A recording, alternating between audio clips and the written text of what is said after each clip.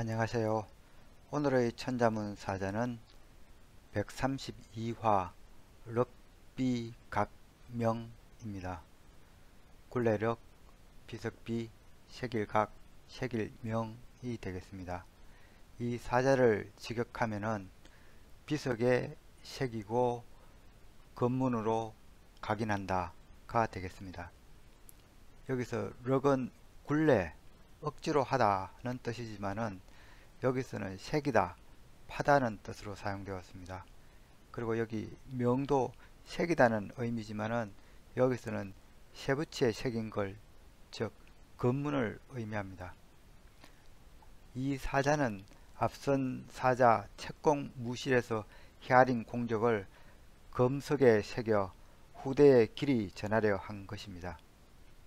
그러면 중국 고대사에서 자신의 업적을 비석에 새긴 최초의 인물은 누구일까요? 바로 진시황입니다. 중원을 최초로 통일한 진시황은 전국을 돌아다니는 천하 순행을 실시했으며 각지에 자신의 비석을 세워 이룬 업적을 과시했습니다. 진시황의 순행에는 조금 말 못할 까닭이 있었습니다. 처음으로 더없이 넓은 중원을 통일했지만 정복하는 것과 다스리는 것은 또 다른 문제였습니다. 신하들은 각지에 제후국을 두어 자치토록 할 것을 권했지만은 이사만은 군현저의 상명하달식 통치왕국을 주장했습니다. 나라가 작으면 몰라도 통신과 교통이 불편한 고대에 그 넓은 대륙을 중앙정부가 모두 통제하기에는 매우 힘들었습니다. 그래서 진시황은 순행을 통해 자신의 명이 제대로 수행되고 있는지 확인하고자 했던 것입니다. 그렇지만 군현제는 진시황 사후에 진이 일찍 멸망하는 원인들 중의 하나가 되었습니다. 진시황은 낭사대, 이산, 동간, 태산, 회계, 지장도 등 6곳에 진나라의 업적을 기록한 각석을 남겼으며 현재는 이 낭사대에 있는 랑야각석과 태산각석만 전해지고 있습니다. 이 사진이 산동성에서 발견된 랑야각석입니다. 모두 447자로 되어 있으며 이 문장에는 진시황이 천하를 통일하고 군현제를 반포하여 통일된 율법을 제정했다는 내용이 적혀 있습니다. 그렇지만은 태산각석은 풍화로 인해 10여조만 남아 있습니다. 그렇다면은 가장 오래된 건문은 무엇일까요? 탕지반명이라고 들어본 적이 있으실 것입니다. 하나라를 무너뜨리고 상나라를 세운 탕임금은 이 청동 세숫대야에 구일신, 일신, 우일신이라 새겨놓고 매일 세수를 하면서 스스로를 다독였다고 합니다. 이 뜻은 아시겠지만은 진실로 새로워지고 싶으면은 매일 새롭게 하고 또 새롭게 하라가 되겠습니다. 이 청동그릇은 복음품이라고 합니다. 그럼 글자에 대해 살펴보도록 하겠습니다. 먼저 굴레력을 설명드리겠습니다. 이 자는 여기 힘력자와 가죽혁자의 합자로 되어 있습니다. 이 힘력은 사람 힘을 써서 다루는 이 농기구에서 나온 자행이라 앞서 이미 말씀드린 바 있습니다. 이 가죽혁은 잡은 동물의 껍질을 그린 이 상형 문자가 되겠습니다. 여기 건문을 보면은 여기 두 손으로 이 동물의 껍질을 매만지는 혹은 벗겨내는 모습입니다. 여기 건문은 벗겨낸 동물의 껍질을 나타내고 있는데 이게 동물의 머리 부위, 그리고 앞다리, 그리고 몸통 껍질, 그리고 뒷다리, 그리고 꼬리, 이 모습이 되겠습니다. 그래서 이 혁은 의미하는 바가 가죽 또는 펴다는 의미를 갖고 있으며 또 피부란 뜻도 있긴 하지만 잘 쓰이진 않습니다. 왜냐하면 피부는 주로 여기 가죽피로 주로 표현되기 때문이다. 그래서 이 혁은 피부보다는 가죽이라는 소재의 의미가 강합니다. 그런데 사실 이 굴레력은 가죽 혁 가죽과 힘력의 합자가 아니고 이 가슴걸이 앙과 힘력자의 합자입니다. 이 가슴걸이 앙은 또 보면은 이 가죽혁과 이 가운데 앙의 합자로 되어 있죠. 이게 가운데 앙자인데, 가운데 앙은 이 제수가 있고 그 목에 이 형틀, 즉 칼을, 여기 칼이죠. 이 칼을 댄 모습입니다. 그래서 원래 이 앙자의 의미는 옥죄다 또는 이 제수로 끝나다 이지만은 이 형틀 한가운데 이 제수가 있다고 해서 가운데라는 그런 의미로 발전한 자가 이 앙자입니다. 이 사진은 이 조선이 아니고 중국 제수가 이 형틀 목에 쓴 이 칼을 쓴 모습입니다. 이 사람의 이 머리가 이 칼의 한가운데 있다는 걸 알 수가 있습니다. 그러니까 이 가죽혁과 가운데 앙의 합자인 이 가슴걸이 앙은 이 가죽건으로 된 이 말의 이 가슴을 옥죄인 이 형태를 나타낸 것입니다. 그래서 이 말의 가슴걸이라는 그런 뜻을 갖고 있습니다. 이 가슴걸이 앙은. 이 가슴걸이의 주 용도는 이 뒤쪽에 이 안장을 이 붙들어매는, 안장이 뒤로 밀리지 않게 붙들어매는 역할을 하는 것이 이 말의 가죽으로 된 가슴걸이가 되겠습니다. 그래서 이 결론적으로 이 굴레력은 이 힘을 써서 이 가슴걸이를 채운다, 그런 의미가 되겠습니다. 즉 가슴걸이를 힘을 써서 채우니 그 의미가 마소의 굴레를 채우다가 되겠습니다. 그래서 오늘날 이 뜻이 굴레, 재갈을 뜻하고 동사적으로는 이 다스리다, 억지로 하다, 억누르다, 쫄라매다는 뜻을 갖고 있습니다.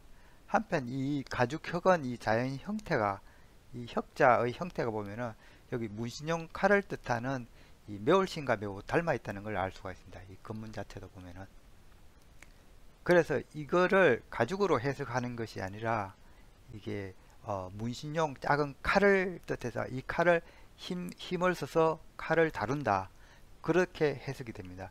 그러면 어떤 뜻이 되냐 하면은 이 작은 칼로 색이다, 조각하다, 그런 뜻이 생겨나게 됩니다. 그리고 이 오늘 말하고자 하는 사자에서는 이게 그러한 의미로 색이다, 조각하다는 뜻으로 이 굴레력이 사용되고 있습니다.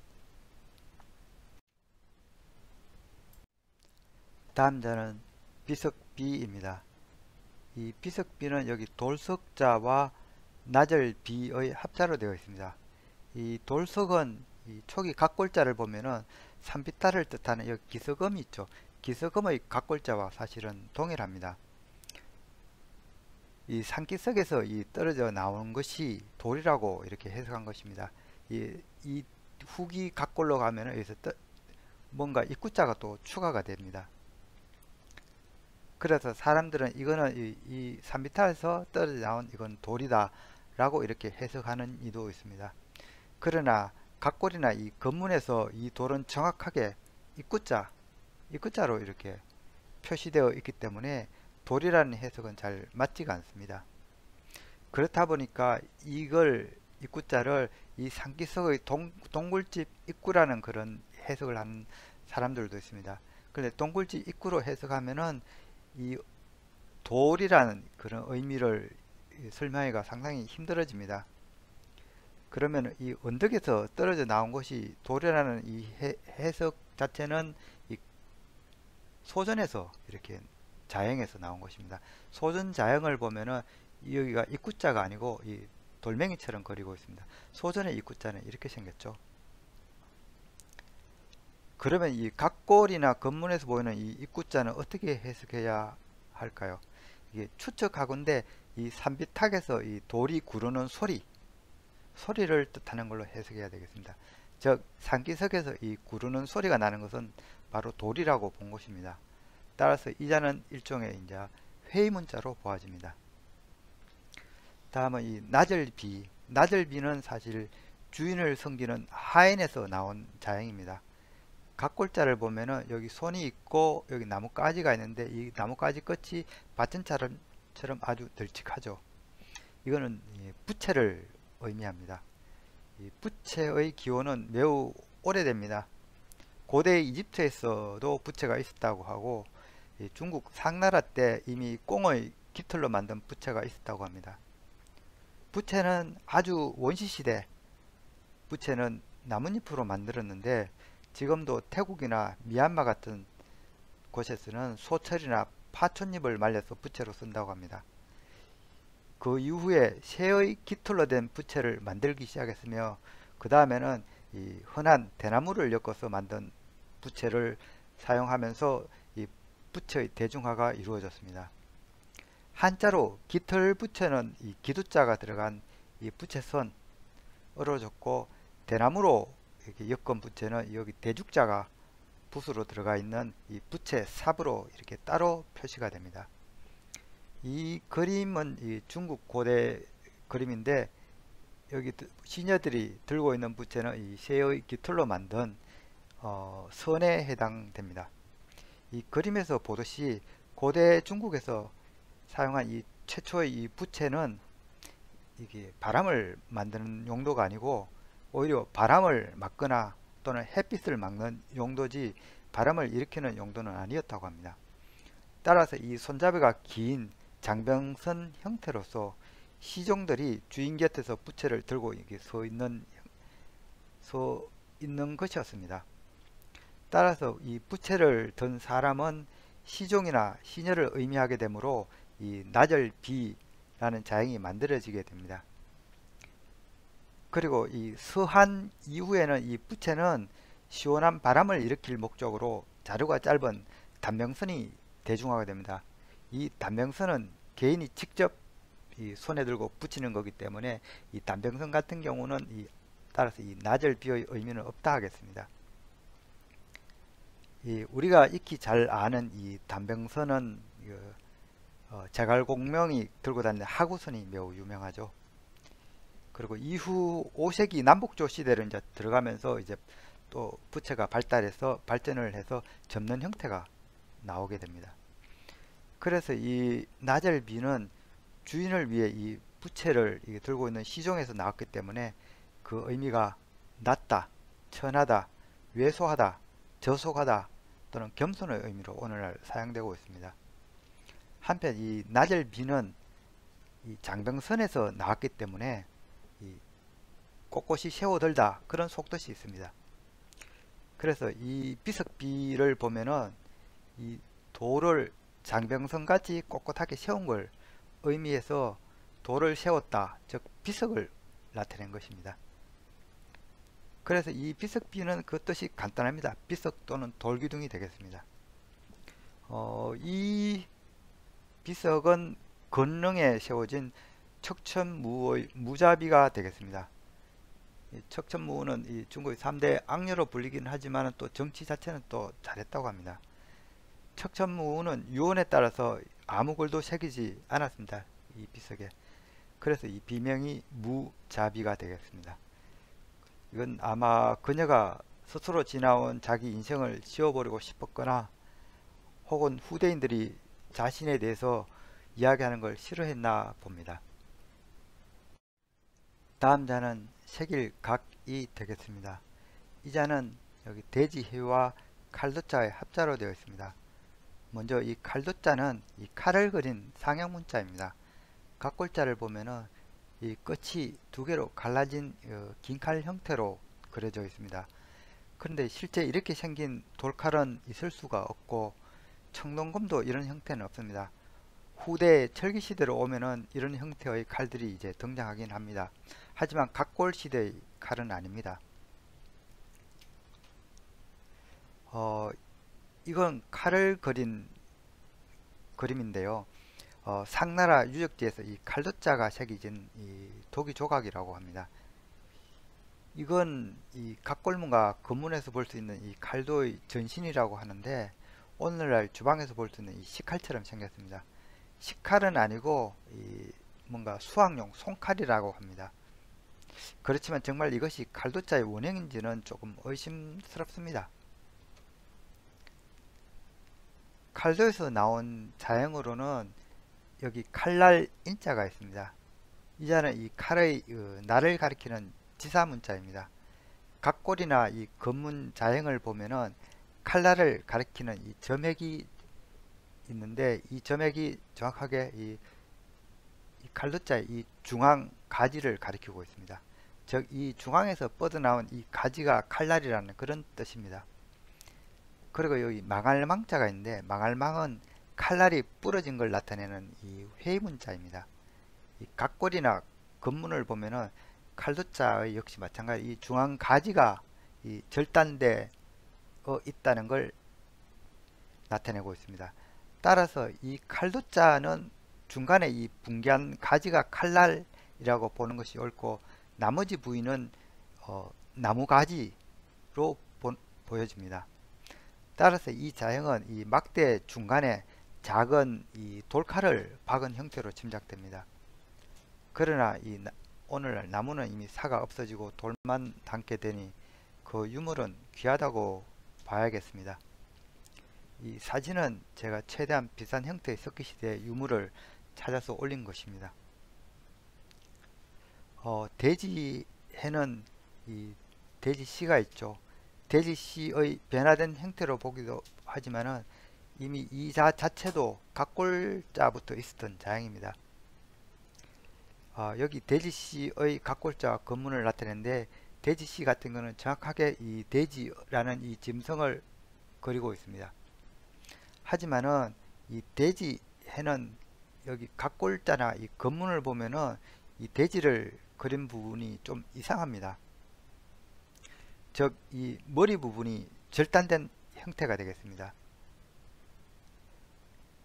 바로 이거는 이 대지해는 이 도축한 돼지를 그린 자형이 되겠습니다. 이 소전자형은 여기 돼지고기를 이렇게 매달아 놓고 여기 사람이 있죠. 이 사람이 이 고기를 매만지는 형태에 가깝습니다. 한편 이 대지해는 이 12번째 지지에 해당되기도 합니다. 제가 한번 말씀드렸었죠. 천간은 하늘의 흐름이며 지지는 땅의 흐름이라 했습니다. 하늘은 양이고 땅은 음이니 음의 기운을 가진 달이 12번 바뀌어서 1년이 완성됩니다. 따라서 이 땅의 흐름은 12번 변한다고 옛날 사람들은 생각했습니다. 그래서 그 흐름에 명칭을 붙인 것이 자축, 인묘, 진사, 오미, 신유, 술해 12명칭이 되겠습니다. 그리고 그 해는 가장 나중이죠. 동북아시아에서 농사를 멈추고 쉬는 시기가 바로 이 음력 12월이 되겠습니다. 고도들은 곡식에 기대어서 꼼짝도 않고 집안에서 지내는 시기입니다. 그래서 이 움직임이 없는 이 대지해를 12월에 대비해 넣은 것입니다. 하루를 12시각으로 나눈 경우도 그러합니다. 해시 그러면 21시에서 23시에 해당되며, 이런 잠자리에 들어 활동이 없는 시간이기도 합니다.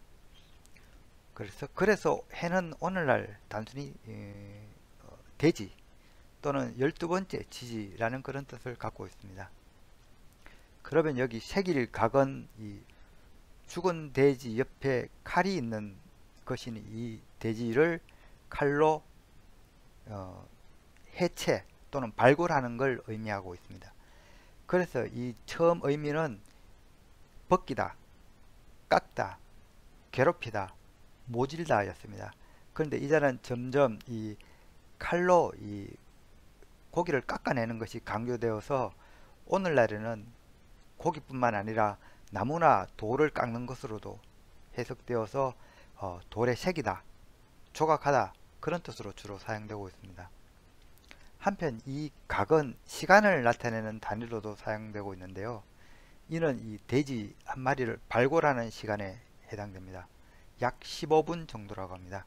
이는 뭐 숙련도와 돼지 크기에 따라 조금씩은 달라질 수가 있겠습니다. 중국에서는 이 일각을 아주 짧은 시간에 비유해서 한시에도 많이 등장하기도 합니다. 일각 여삼추, 즉 15분이 3년같이 느껴진다, 그런 뜻이 되겠습니다. 오늘의 마지막 자는 색일명이 되겠습니다. 이 자는 쇠금자와 이름명의 합자로 되어 있습니다.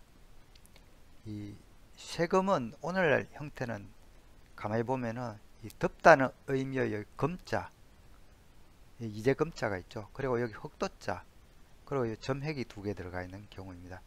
따라서 이거는 이 흙 속에 덮어진 것이 광물이다, 그런 뜻으로 보통 해석하기도 합니다.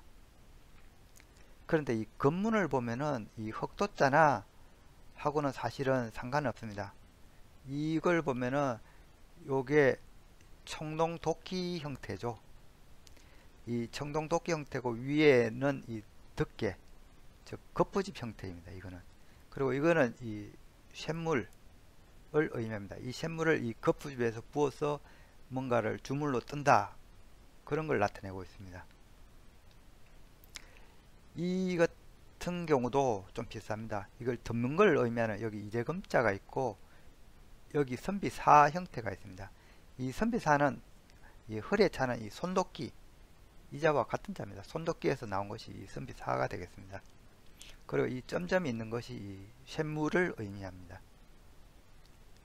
한편 이 검문 형태를 불을 떼고 있는 야철로 이렇게 해석하는 경우도 있지만은 이 자형 안에 불을 의미하는 자형이 따로 보이지 않고 덮개가 있기 때문에 고로는 이 덮개가 덮는 게 아니고 뚫려 있습니다. 위쪽이.